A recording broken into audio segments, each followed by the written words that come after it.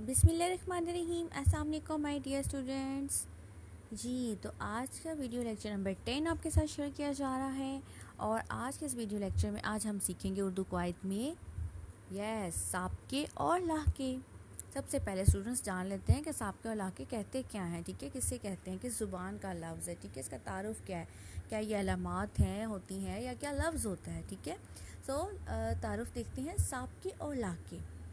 ये basically students एक अलामात का दर्जा रखते हैं। इनकी मदद से बहुत से अल्फाज बनाए जा सकते हैं जो अपने मायने और मफ़हूम के अतबार से उर्दू ज़ुबान की में बहुत अहमियत रखते हैं। ज़्यादातर साबके और लाहके में अपनी कोई ये इनफरादी, ठीक है, ये कोई एक मायना नहीं रखते हैं, लेकिन अगर किसी लफ्ज़ के साथ जोड़ दी जाए तो एक नया मायना पैदा हो जाएगा, ठीक है, एक नया मायना पैदा करते हैं। साबके और लाहके उर्दू ज़ुबान का एक बहुत अहम हिस्सा तस्वर किया जाता है।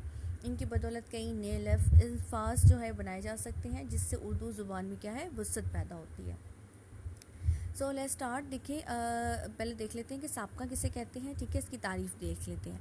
साबका कहते हैं अरबी ज़ुबान का लफ्ज़ है। स्टूडेंट्स सबसे पहले ये बात देख लेनी चाहिए, कोई भी जो है वो लफ्ज़ हो उसका जो है हमें ये पता होना चाहिए कि वो किस ज़ुबान का लफ्ज़ है, ठीक है। तो साबका और लाहके दोनों ही अरबी ज़ुबान के लफ्ज़ हैं और इसके मायने हैं पहला आने वाला। जब किसी लफ्ज़ के शुरू में कोई अलामत लगा कर एक नया लफ्ज़ बना लिया जाए तो इस अलामत को क्या कहेंगे, साबका। देखिए स्टूडेंट्स, जैसे कि जमात एक लफ्ज़ है, अब हमने उसके साथ एक अलामत हम लगा दी तो क्या बन गया, हम जमात। अब जुमला भी बन सकता है, ईमान मेरी हम जमात है।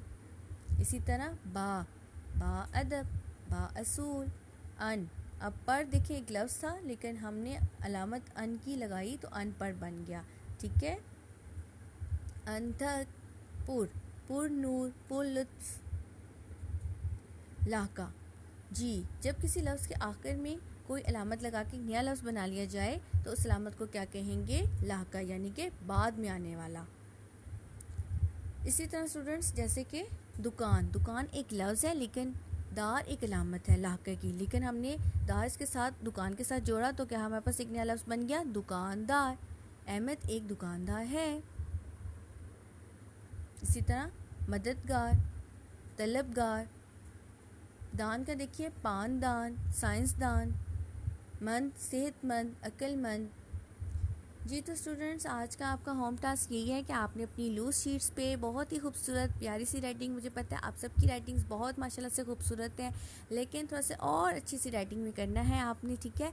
आपने क्या करना है, अपनी लूज शीट्स में जो है साबका और लाहके की तारीफ़ लिख लेनी है और उसके बाद 5 मज़ीद साबके और लाहके लिख लेनी है। जैसे कि आपकी स्क्रीन पर ये लाहका का एक एक्टिविटी की नज़र आ रही होगी कि लाहके के ऊपर हेडिंग दे देनी और दार इस तरह से आपने लिखना है, ठीक है, और इसके 4 वर्ड्स बना लेने हैं, ठीक है।